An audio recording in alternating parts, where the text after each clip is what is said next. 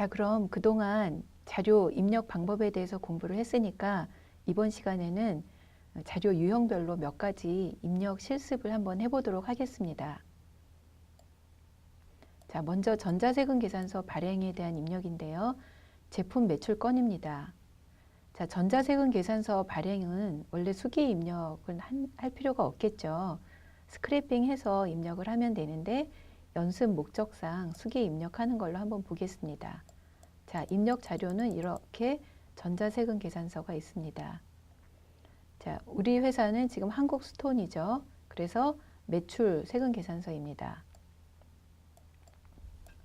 자, 품목과 금액이 이렇게 쭉 나와 있는데 이 자료를 보고 우리가 이제 입력을 하는 거죠. 그래서 입력을 하면 여기 보면 날짜가 3월 31일, 3월 31일이니까 우리도 3월 31일로 입력을 하고 유형은 매출 세금 계산서니까 과세, 11번 과세로 이제 선택을 합니다. 품목은 세금 계산서에 있는 품목을 그대로 입력을 해주면 되겠죠. 그리고 수량 단가는 이제 입력을 해도 되고 안 해도 되는 사항이고요. 공급가액과 부가세도 세금 계산서에 있는 내용을 그대로 입력을 해줍니다. 공급처는 공급받는 자를 보니까 주식회사 신진택이라고 되어 있습니다. 그러면 주식회사 신진택을 이제 검색을 하든지 신규 거래처 등록을 하든지 해야 되는 거죠. 그렇게 해서 입력을 하고 그다음에 전자세금 계산서니까 전자를 여로 표시를 합니다. 그리고 세금 계산서에 이 금액을 청구함이라고 되어 있으니까 우리는 이제 외상 매출금으로 이렇게 분개를 하고 제품 매출건이니까 대변 계정 과목은 제품 매출 이렇게 분개를 하게 됩니다. 자, 입력 방법에 대한 설명이 쭉 나와 있는데요. 거래처 입력하는 방법이라든지 이런 것들은 앞에서 설명을 드렸기 때문에 이건 이제 가장 간단한 건이니까 이 정도 설명을 드리고요. 자, 이번에는 전자세금 계산서 발행 건인데 제품 매출이 아니라 고정자산을 매각한 경우입니다. 자, 똑같이 전자세금 계산서인데 이 품목을 보시면 중고 연마기계 매각이라고 되어 있습니다. 그래서 여러분들이 부가세 신고하면서 주의하실 게 매출 세금 계산서 발행이 전부 제품 매출이나 상품 매출 이런 매출에 해당될 것이다라고 넘어가시면 안 되고 품목을 자세히 보셔야 합니다. 그래서 그 회사의 제품 매출이나 상품 매출이 아닌 그 쓰던 기계를 매각한다던가 또는 쓰던 화물차를 매각한다던가 이런 고정자산 매각의 경우가 있을 수 있기 때문에 이 품목을 보시면서 이제 판단을 하셔야 됩니다. 그래서 이렇게 고정자산을 매각한 경우에는 입력을 할 때 이렇게 날짜와 유형 과세, 뭐 품목 입력을 하고요. 그다음에 이제 분개를 외상이 아니라 혼합으로 이렇게 선택을 합니다. 왜냐하면 분개가 굉장히 복잡해지기 때문에 혼합을 한 후에 여러 가지 분개들을 이제 입력을 해주셔야 합니다. 자, 고정자산을 매각했을 때 어떻게 분개해야 되는지 잘 좀 헷갈리시는 분들이 많기 때문에 제가 이 분개 부분을 좀 자세히 설명을 해드리려고 합니다. 자, 기계장치를 매각을 했다라고 하면 세금 계산서는 공급가액이 800만 원이지만 이 기계장치의 취득가액은 800만 원이 아니죠. 처음에 취득했을 때는 더 비싸게 주고 취득했을 겁니다. 그러면 원래의 취득가액을 이제 대변으로 이제 해서 기계장치 계정 과목을 쓰고 원래의 취득가액을 입력을 해줘야만 이 기계장치에 대한 게 재무상태표에서 이제 제외가 되게 되죠. 그리고 기계장치에 대해서 지금까지 감가상각을 해왔을 거고 지금 4월 10일에 매각을 했다면 2017년도 1월 1일부터 4월 10일까지는 감가상각을 이제 하게 됩니다. 그러면 4월 10일까지 감가상각된 감가상각 누계액을 계산해서 그 금액은 이제 차변으로 이렇게 빼줘야 합니다. 이렇게 관련된 그 기계장치의 취득가액과 그 감가상각 누계액을 없애주는 분개를 한 후에 그다음에 이 기계장치 매각 금액이 공급가액과 부가세 합해서 880만 원이죠. 그러면 이거는 받아야 될 돈이니까 미수금이라는 계정으로 차변에 자산으로 입력을 해줍니다. 미수금 880만 원. 그러면 이제 차변의 합계와 대변의 합계를 했을 때 어느 쪽 한쪽이 부족하게 되겠죠. 그 부족한 게 이제 오른쪽이 부족하다. 그러면 그 부족한 금액을 입력을 해주고 대변으로 입력을 해주고 그 계정은 대변이 이제 부족해서 대변에 입력해 줄 때는 유형자산 처분 이익으로, 차변이 부족해서 차변으로 입력해 줄 때는 유형자산 처분 손실로 이렇게 분계를 해주게 됩니다. 자, 그러면 먼저 이제 하실 일은 고정자산 등록에서, 이게 고정자산 등록 메뉴인데요. 고정자산 등록에서 이 해당되는 자산을 찾는 것입니다. 그럼 고정자산 등록 메뉴에 가서 기계장치라는 그 등록 목록을 보니까 이렇게 쭉 여러 가지 기계장치가 있는데 그 중에 이게 어느 건인지 잘 모르면 이제 회사한테 물어봐서 확인을 해야 되겠죠. 그러면 2015년 7월에 취득했던 스티커 라벨러라는 기계였다.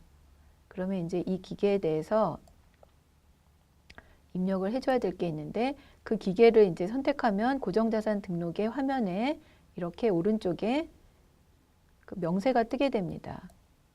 그러면 고정자산의 기초가액은 1,300만 원이었고 그다음에 정기말 누계액이 뭐 740만 원 이렇게 있고요. 그 다음에 여기 맨 밑에 보면 18번에 전체 양도일자라고 있는데 여러분들이 그 양도한 날짜를 여기에다 입력을 해 주셔야 됩니다. 이 입력을 해 주셔야 이 상각 범위액이라는 게 있죠. 그래서 감가상각 한도액이 이게 아무것도 입력이 안 돼 있으면 12월 말까지 1년간의 감가상각 범위액을 계산을 하는데 4월 10일이라고 입력을 하게 되면 감가상각은 월할 상각을 하기 때문에 1월, 2월, 3월, 4월 4개월분만 계산을 해서 이 금액이 자동으로 수정이 됩니다. 그러면 4월 10일까지 감가상각해야 될 금액은 이 금액이고요. 감가상각은 지금 할 필요는 없고 이제 결산을 할 때 이것까지 포함해서 한꺼번에 감가상각을 해주시면 되고 지금 이제 알아야 되는 거는 이 금액을 포함한 당기의 감가상각 누계액이 얼마인지를 알아서 이거를 지금 분계에 반영을 해주는 겁니다. 그래서 감가상각 누계액이 830만 원 정도 되는데 이 금액을 이제 확인을 하는 것입니다. 그래서 취득가액은 1,300만 원, 그다음에 감가상각 누계액은 830만 원. 그러면 이제 장부가액은 취득가액에서 감가상각 누계액을 뺀 금액을 장부가액이라고 하죠. 그럼 장부가액이 469만 원 정도 이렇게 나옵니다. 장부가액이 469만 원인데 실제 이 기계를 매각한 금액은 이제 800만 원에 매각했죠. 그러면 장부가액보다 비싸게 매각했으니까 그 차이만큼이 처분 이익이 되는 것입니다. 그래서 이거를 이제 분계로 표현을 하게 되면 아까 했던 그런 분계가 되는 거죠. 그래서 고정자산을 매각했는데 분계가 헷갈린다라고 할 때는 다시 한번 교재 이 부분을 보셔서 분계를 정확히 해주시면 되겠습니다. 자, 다음에는 전자세금계산서를 발행했는데 나중에 결제할 때 계좌이체를 받은 게 아니라 카드로 결제한 경우입니다. 자, 이 경우에는 전자세금계산서 매출과 카드 매출이 이중으로 입력이 되면 안 되기 때문에 이때는 이제 전자세금계산서 매출로 입력을 하면서 분계 쪽에서만 이제 조절을 해주게 되는데요. 자, 전자세금계산서가 이렇게 있습니다. 52만 원을 매출을 했고요. 근데 회사로부터 추가 정보를 받았습니다. 요 건은 세금계산서 발급 후에 카드로 대금을 결제받은 건이라고 알려준 것입니다. 그래서 여러분들이 회사로부터 혹시 세금계산서 발급하고 나중에 카드로 결제받은 게 있는지 꼭 이렇게 물어보셔서 확인을 하시는 게 좋겠습니다. 자, 이런 건에 대해서 입력할 때는 자, 일단 유형은 세금계산서 유형인 과세를 선택합니다. 그래서 52만 원 입력을 하시고 이제 분계 부분을 카드라고 유형을 카드로 선택을 해주셔야 됩니다. 그렇게 되면 뭐 이 매출 계정이랑 이런 건 똑같은데 이제 차변에 미수금이 생기면서 거래처가 이제 카드 여기에 입력한 신용카드사 신한카드가 그대로 거래처로 입력이 되고요. 자, 이렇게 했을 때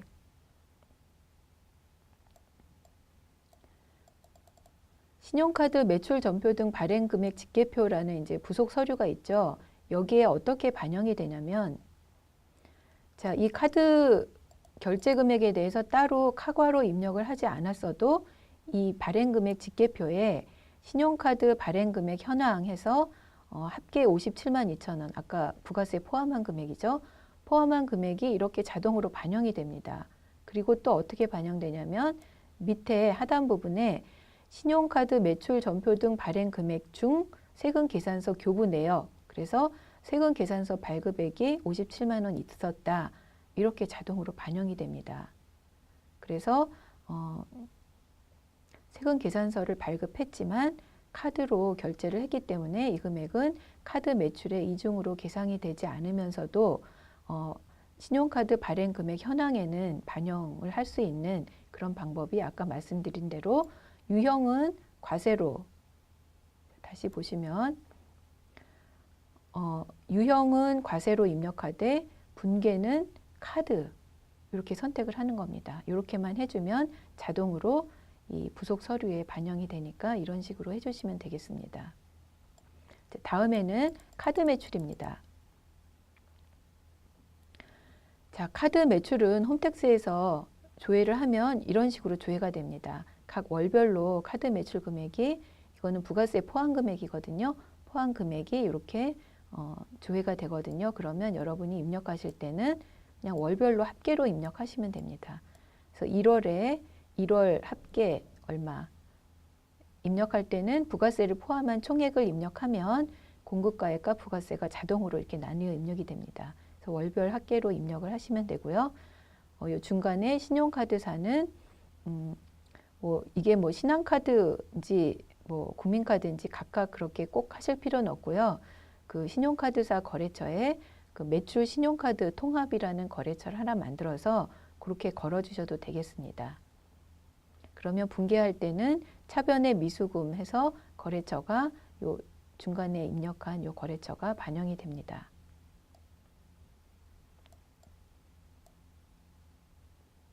그리고 카드 매출에서 유의하실 점은 이 홈택스에서 조회된 이 금액에는 그 온라인 매출에서 발생한 카드 매출은 반영이 안 돼 있습니다. 온라인 매출은 주로 그 결제 대행사를 통해서 카드 매출이 이루어지는데 결제 대행사의 카드 매출은 그 결제 대행사의 그 합계에 반영이 되지 이 실제 의뢰한 회사의 요 홈택스 합계에는 반영되지 않기 때문에 여러분들이 꼭 별도로 자료를 받아서 입력을 추가로 해주셔야 합니다. 그리고 현금 영수증 매출도 홈택스에서 이렇게 월별로 합계가 조회가 되거든요. 그러면 이제 월별로 각각 입력을 하시던지 상반기 합계를 한꺼번에 하셔도 큰 문제는 없겠습니다. 자, 이거는 이제 상반기 현금 영수증 매출 해가지고 합계를 한꺼번에 유형을 현과, 현금 과세죠. 이렇게 해서 쭉 입력을 한 사례입니다. 그 다음에 정규 영수증 외의 매출, 기타 현금 매출 같은 거죠. 이 정규 영수증 외의 매출은 입력 자료가 홈택스에서는 조회되는 게 없죠. 그럼 회사로부터 이제 받아야 되는데 현금 매출을 전부 통장에 입력하는 회사라면 통장 내역을 받으시고 또 포스에 그 현금 매출이 다 나온다라고 하면 포스 자료를 받고 그런 것도 아무것도 없다라고 하면 회사로부터 이제 금액을 그냥 받아서 하는 수밖에 없습니다. 그래서 입력할 때는 유형은 건별로 입력을 하고요. 그래서 금액을 입력하고 이제 분계는 이렇게 현금이나 외상으로 해서 분계를 해주시면 되겠습니다. 자, 그다음에 수입세금 계산서인데요. 수입세금 계산서는 이제 세관장이 발행을 하죠. 그래서 공급자에는 무슨 세관 이렇게 나옵니다. 그건 이제 우리 회사 입장에서는 이제 매입인데요. 매입을 입력할 때 유형은 수입이라는 유형이 따로 있죠. 그래서 수입이라는 유형으로 입력을 하고 다른 거 입력하는 건 똑같은데 수입 세금 계산서는 특이사항이 있습니다. 이 밑에 분계를 보시면 자, 분계 유형을 외상으로 했는데 여기 보면은 금액은 어떻게 돼요? 65만 원은 지금 부가세거든요. 그래서 공급가액은 650만 원인데 공급가액 650만 원에 대한 분계가 되지 않습니다. 그냥 부가세만 분계돼요. 그래서 외상 매입금 그리고 부가세 대급금 이렇게 분계 간단하게 나옵니다. 이거는 이제 프로그램이 뭐 에러가 났나 이렇게 생각할 수 있는데 프로그램 오류가 아니라 원래 프로그램이 이렇게 세팅이 되어 있습니다. 그 이유는 재화를 수입했을 때 이 수입 세금 계산서에 있는 공급가액은 그 재화의 실제 수익 가액과 다릅니다. 이 공급가액은 그냥 세관장이 부가세를 계산하기 위해서 계산한 과세 표준일 뿐입니다. 실제의 수익 금액은 이 금액과 뭐 아주 다르진 않겠지만 여러 가지 이유로 해서 다르기 때문에 이 금액을 분개하지 않도록 이렇게 해놓은 것입니다. 그래서 수입을 입력하신 후에는 여러분이 실제 그 수입 물품 가격이 얼마인지를 확인해서 일반 전표 입력에 따로 물품 가격을 입력을 해주셔야 됩니다. 이거를 누락하게 되면 안 되죠. 그래서 꼭 잊어버리지 말고 일반 전표 입력에 물품 가격을 입력해 주셔야 되고요. 그래서 실제 결제 금액이 얼마인지 그리고 이제 환율도 정확하게 그 회계 처리 방법에 따라서 계산을 하셔서 여러분이 따로 입력을 해 주셔야 되겠습니다. 자, 그럼 이렇게 해서 그 유형별로 입력하는 것들을 이렇게 마치고요. 추가적인 또 이제 유형별 입력은 뒤에서 설명하면서 또 이제 관계되는 것들은 설명해 드리도록 하겠습니다. 수고하셨습니다.